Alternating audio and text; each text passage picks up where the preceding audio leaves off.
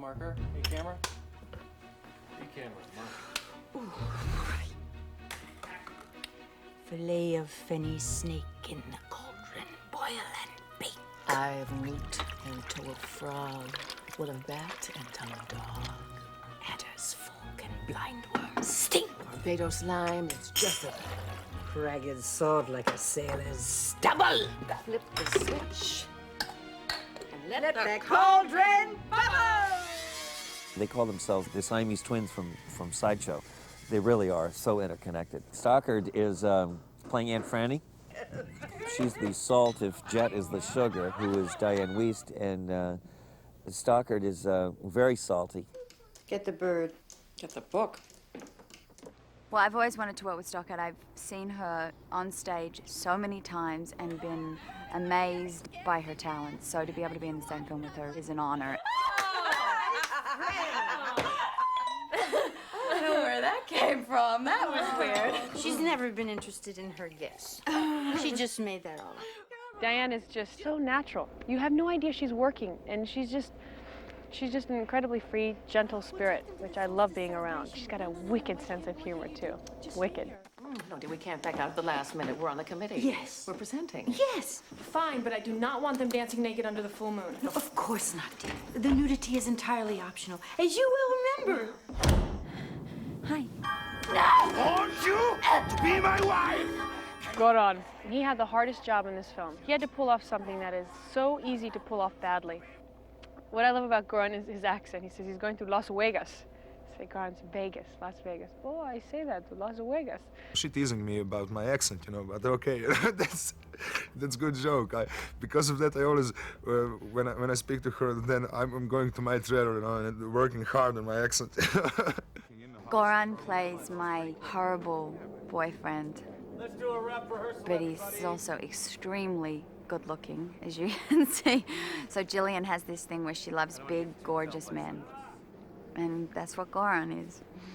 The part was originally written for a guy from Texas, kind of a redneck. You've seen the guy, you know, real bad guy, you know, yippee-yi-yay. I always said it's not a bad guy, it's a good guy, actually. It's just misunderstanding, you know. It's very interesting character, something what I'd never done before in Croatia. I see he's from Croatia and doing a Texan. I think that's a little weird for me, but a Croatian, now there is interesting. And Eastern Europe, and which is the big birthplace, I think, of, you know, mystical and magic and gypsies, and it just gave me something else. Which people? Aidan Quinn has been one of my favorite actors for years. The part of Gary Hallett, we always pictured Gary Cooper. We wanted somebody who had that vibration of being good and honest and decent. And Aidan has that. I think he has that in life, and he has that in the movies. My name's Gary Hallett. I'm a special investigator from the State Prosecutor's Office in Tucson. Old blue eyes. My mom said something about Aidan, which is absolutely spot on, and she said that you look at Aidan, and the man comes with an incredible amount of integrity. He does, and you see that in his eyes. A good actor can say nothing and say more than most people who talk like myself a lot. He has a gift that is resonates out of him, and I don't know what it is. It's just that blessed special thing that he was born with. If you'll trust me, tell me what you know. I promise you, I will do everything I can to keep you from harm's way. He's like Jimmy Stewart in this thing. Truly a hero. It's very difficult to pull off being the guy who shows up more than halfway through the movie is going to be the love interest. It was always something that worried us, you know. How do you tell a love story if he shows up halfway through? He's the breath of fresh air that walks in the door. Yep, that's right. I'm back. Woo! Hang on to your husbands, girls. I'd never met her in my life. I was like, Nicole Kidman seems like the perfect person. You know she screwed Coach Halfacre. Our energies are so opposite that we needed what the other person had. I know I needed what she had. Don't do that. It wasn't me. Well, I It was certainly you. did not do I don't know why I thought of her or why that worked. It's like one of those things those magical things. It's Sally Owens. Oh, Sal! Now that was me. This woman is really funny, you know, and she's Australian, and they have a lot of fun in Australia. She's got a really fun, great, wild side, just like Jillian. And I thought, my God, I've never seen Nicole be able to do that in a movie. She dances and sings and jumps around and acts incredibly silly, and also does the other thing that Nicole, I think, is very well known for, that, you know, extraordinary depth. Julie, there's a cop downstairs and he's looking for Jimmy and he wants to talk to you, and I think I'm having a heart attack. Okay, just calm down. Calm down. She brings a real detailed, specific way of dealing with characters. Oh my God, of course you can lie to him. Breathe.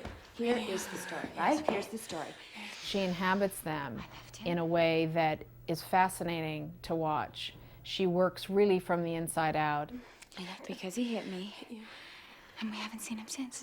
And it's as simple as that. I've mainly got the chance to work with men in my career, so the idea of working with Sandy on something like this, I thought, wow, that sounds fun, and I want to work with a girl. They just have this great chemistry. You know, I think you might have noticed, they look nothing alike, which is very true in witches' families. I've researched that a lot. Witches' sisters don't really look very much alike at all.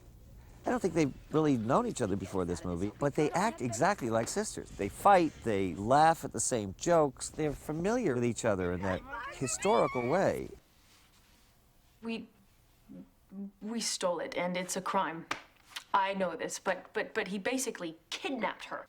Sandy really brings a humanity to everything she does. What she is in real life is a completely open, kind, warm, very humane person that really comes through in her work. We would be so happy to give him back his car because I don't even know if she knows how incredibly gifted she is. I mean, really, really talented, and without any of the baggage of big ego and big star thing or anything like that. She's also very funny. She's able to do drama beautifully, and she has a very particular personal style of comedy that's pretty adorable.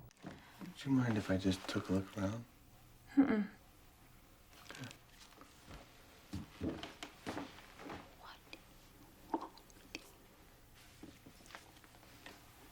You know, in the movie business, you're always hearing how great somebody is, and they're not, you know, or in this case, it's just it's a great joy because, you know, everything I've heard about her is even better. What's the rule? I got great stuff. Can I tell you Let's something? just... Griffin says this is great, and then he makes you do it 15 times again. Look, that's like we made the real one. Ow! Oh my God, that's the look. And what about this? Terry, it's this one right here. No, but that's... Come on, let's go. Action.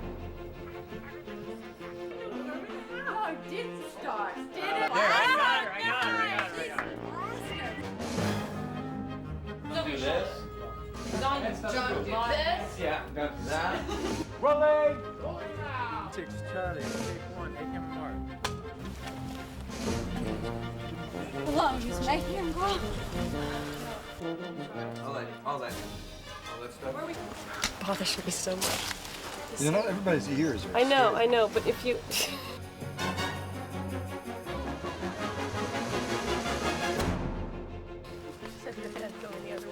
If you, see, look at how crooked I'm looking.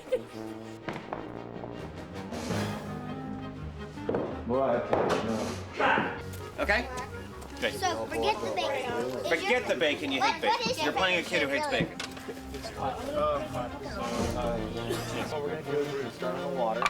Let me just go where I feel emotionally the scene should go.